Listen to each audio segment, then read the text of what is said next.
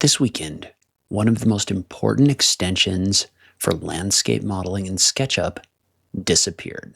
No warning, no explanation, no way to get it back. I'm talking about Soap, Skin, and Bubble. For those that don't know, Soap, Skin, and Bubble is an extension that takes a closed-end series of edges and allows you to generate a surface between those edges.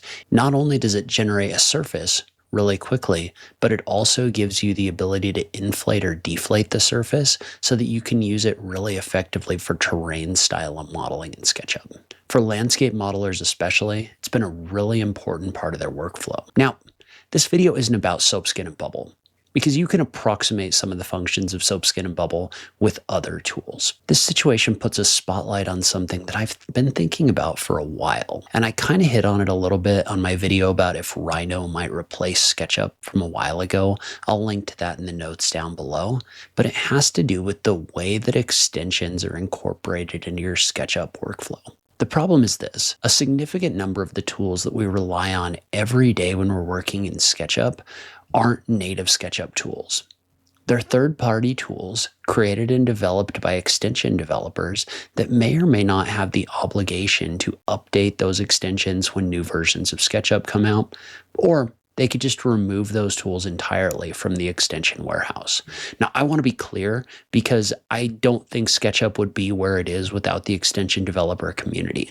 I love extension developers, and I don't think they should be under any obligation to perpetually update their extensions. So this is not an extension developer problem, but that doesn't change the reality of the situation. When we're relying on third-party developers to create and update extensions to support our workflow, it creates a lot of instability for people that are trying to use SketchUp professionally because we have no certainty that those tools are going to be here moving forward.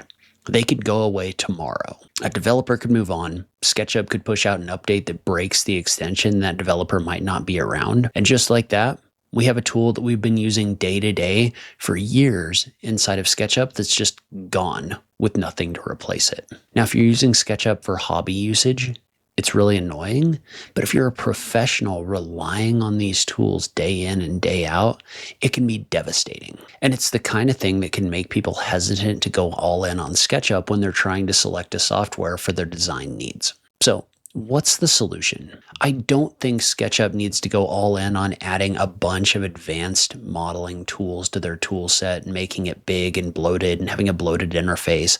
I don't think that's really the solution here. I actually like keeping the base interface clean and then being able to access advanced modeling tools if you want to use them.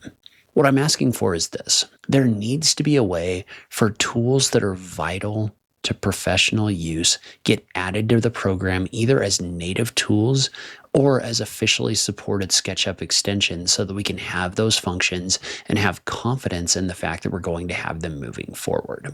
So the base modeling toolset in SketchUp hasn't changed in a decade, probably longer. And I do think it's time for SketchUp to upgrade and add additional modeling tools as native tools inside of SketchUp, or as officially supported SketchUp extensions that we know SketchUp is going to make and keep available moving forward. Okay, so there are 5 kinds of tools that I think SketchUp needs to add as native functions or as officially supported extensions to stay competitive. So first off, I've talked about it over and over again, a bevel and chamfer tool. This is something that we could use to round off edges of shapes. It's something that a lot of people use in a lot of different situations, from countertops to base to a lot of different situations.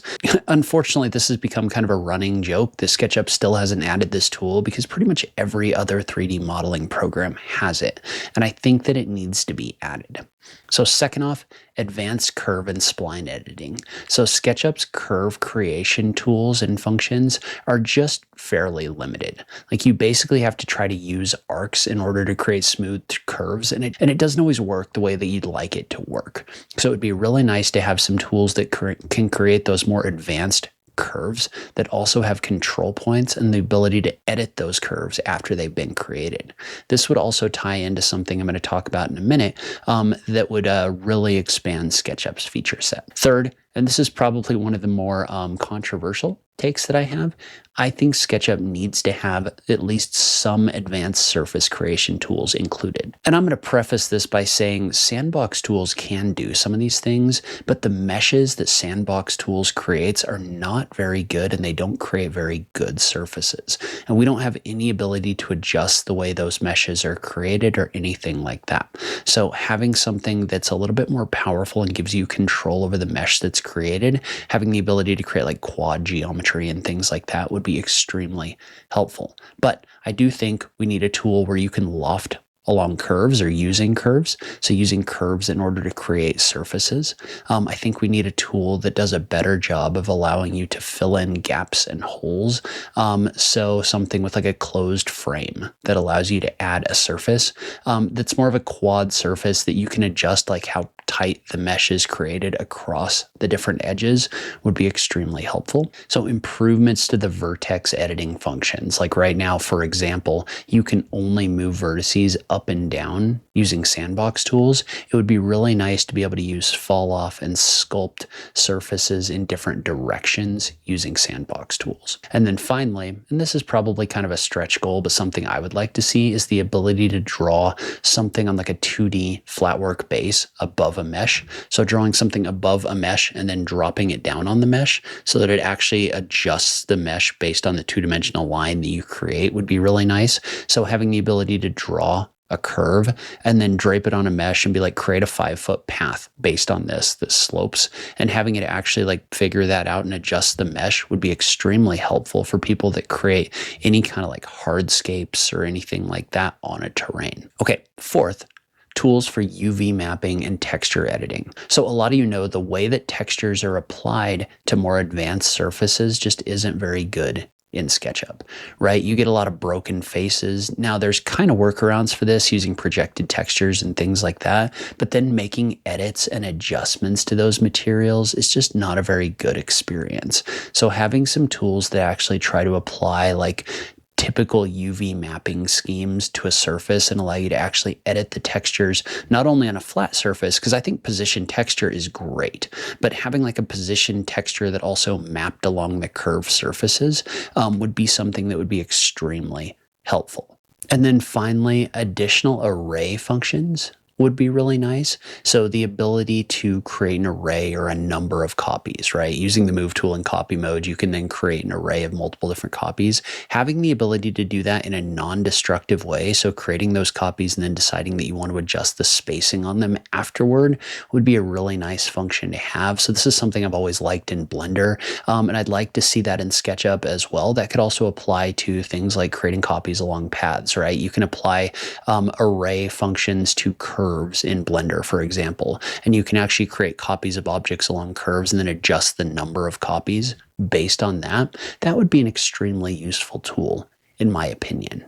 Third-party extensions are not the answer to every single need that professionals have inside of SketchUp. Extensions are great until they're not there anymore. So I'd love to hear from you in the comments down below. What do you think about extensions versus native tools? Should SketchUp be adding additional modeling tools to their tool set? I just love having that conversation with you guys.